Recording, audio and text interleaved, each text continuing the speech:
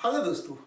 आज अक्सर मैं बहुत सारे लोगों से बात करता हूँ और आपके अंदर भी एक प्रॉब्लम हो सकती है। दोस्तों, बहुत सारे लोग यहाँ पर ओवर थिंकिंग जैसी समस्याओं से ग्रसित हैं। कहें कि उनका मन बिना कारण ही चलता रहता है। एक बार वो कुछ सोचना शुरू करते हैं और उसके बाद निरंतर वो सोच चलती रहती है। पता नहीं मन कहाँ से शुरू होता है और कहां तक ले जाकर उनको खड़ा कर देता है। वो समझ ही नहीं पाते उनके जीवन में ऐसा क्यों हो रहा है। और दूसरी ओर दोस्तों, बहुत सारे लोग ऐसे भी हैं जो भावनात्मक असंतुलन से भी ग्रसित हैं। उनको किसी विशेष भावना के साथ ऐसा लगाव हो जाता है, या वो अगर वो दुख में रहना शुरू कर रहे हो तो वो दुख में ही और गहरे होते चले जाते हैं। और अगर कोई प्रेम में है दोस्तों, और प्रेम में वो इतना ज्यादा मगन हो जाता है कि उसको बाकी की दुनिया नजर ही नहीं आती। दोस्तों, ये सब क्यों होता है, इसके पीछे का क्या कारण है, कैसे इन समस्याओं को हम अपने जीवन से अलविदा कह सकते हैं, इसके लिए आज हम इस वीडियो में चर्चा करेंगे। दोस्तों, अगर अभी तक आपने मेरे इस चैनल को सब्सक्राइब नहीं किया तो सब्सक्राइब कर लीजिए। तो बात करते हैं दोस्तों कि ऐसा क्यों होता है, क्यों हम हर वक्त सोचते रहते हैं, हमारे मन को जरूरत है या नहीं है, इसके बावत भी वो निरंतर सोचता रहता है। दोस्तों, हमारा जो होना है, पहले हमें उसको समझना पड़ेगा कि हम क्या हैं।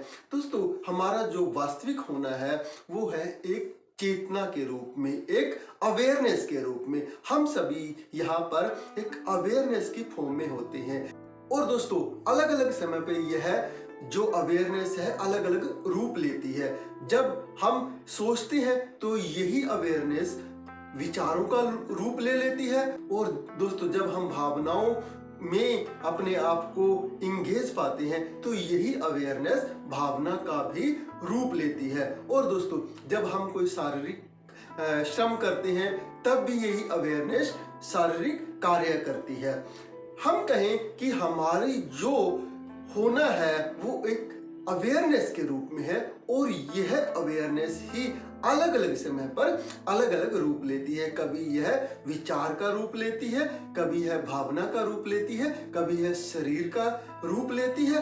अब इस कॉन्शियसनेस को, इस अवेयरनेस को अगर हम जान लें, इसके साथ हम अपना तादात्म्य बना लें और इस तादात्म्य को हम एक डिवाइड कर दें। हम ज्यादा सोचते क्यों हैं, हम भावनाओं में ज्यादा उलझते क्यों हैं, वो है दोस्तों इसलिए क्योंकि जब हम किसी एक तल पर जाते हैं अपने होने के, तो हम पूरे का पूरा वहां चले जाते हैं। दूसरे तलों की हमें खबर ही नहीं रहती। अगर हमने विचार के करना शुरू किया तो हम विचार ही करते चले जाते हैं, विचार ही करते चले जाते हैं। उस समय पर हमें ना तो अपने शरीर का बोध रहता है, ना ही हमें अपनी भावनाओं का बोध रहता है। तो हम पूरी तरह से विचार हो जाते हैं।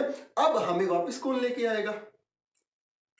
जब हमारी पूरी चेतना एक जगह चली गई, अब उसको रिट्राइव कौन करेगा? ऐसे दोस्तों, जब हम क्या करते हैं, भावनाओं में अपने आप को डाल देते हैं, अब भावनाओं से बाहर निकालना मुश्किल हो जाता है। अब ये जो समस्या है हमारी क्यों है? क्योंकि हमारी सारी की सारी awareness at a given moment of time, एक किसी विशेष समय पर एक ही तल के बारे में सोचती है। अब उसको वापस आने का रास्ता नहीं है। एक उदाहरण से हम इसको समझते हैं। मान लो हमारी जो चेतना है इसका पूरा वजन 10 किलो है। अब हमने विचार करना शुरू किया, हमारी जो चेतना है 10 की 10 किलो उस विचार करने में लग जाती है। अगर हम यहाँ पर क्या करें, अपनी चेतना का कुछ हिस्सा, मान लो हमने 8 किलो जो चेतना थी वो तो विचार करने में लगा दी।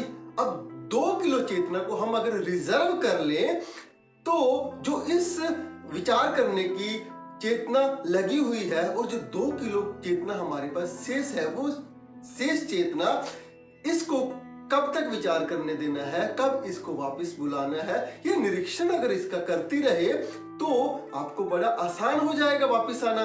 कब आपने सोचना है, कब आपने इमोशनल होना है, कब आपने शारीरिक कार्य करने हैं, आपको सारा कुछ ये जो रिजर्व चेतना है आपकी, ये जो अवेयरनेस आपके पास है, अगर आप इसको मैनेज करना सीख लें तो आप पाएंगे कि आप ये जो मानसिक विकार हैं, ये जो हमारे विचार करने की, या कोई हमें एंगर आ रहा है, या हम ज़्यादा प्यार में अपने आप को भाव विमोर कर लेते हैं, तो इन सब समस्याओं से हम अपने आप को बचा सकते हैं। तो कैसे बचा सकते हैं दोस्तों?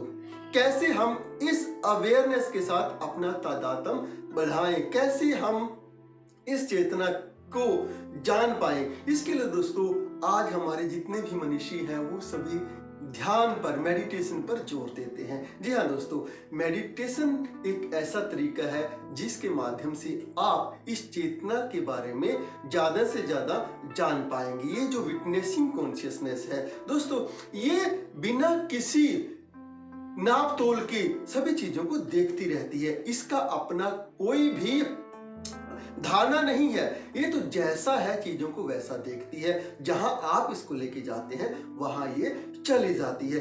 अगर यही कॉन्शियसनेस को आप साधना शुरू कर दें, इसके आप साक्षी होना शुरू कर दें, तो आप अपने जीवन को अपने ढंग से जी सकते हैं।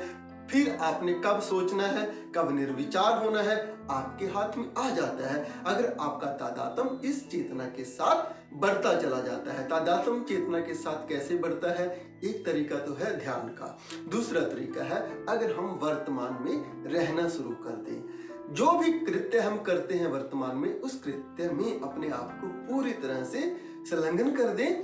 और श्री कृष्ण गीता में जिसको कहते हैं साक्षी भाव, आप जो काम कर रहे हैं उस काम को करते करते उस काम का मजा लेना। डबल एरो कॉन्शियसनेस कि आपको अपना भी स्मरण बना हुआ है, और जो कृत्य आप कर रहे हैं, आप सोचने का काम कर रहे हैं, आपको पता है कि आप सोच रहे हैं, आप भावनाओं में अपने आप को लेकर जा रहे हैं। आपको पता है कि भावना कब तक मुझे अपने ऊपर हावी होने देना है और कब इस भावना से मुझे वापस आना है। तो हमारे इस ऋषियों ने तो इस पे बहुत सारी खोज की है। और दोस्तों अगर हम वर्तमान में रहना शुरू कर दें, जो भी गतिविधि आप वर्तमान में करते हैं, उन गतिविधियों को आप अभी किसी कमरे में बैठे हैं, वहां पर आपके पास करने को कुछ नहीं है, आपका ब्रेन चल रहा है, तो आप क्या कर सकते हैं? आप चलते हुए पंखे के साथ अपने इस कॉन्शियसनेस को जोड़कर प्रेजेंट में आ सकते हैं।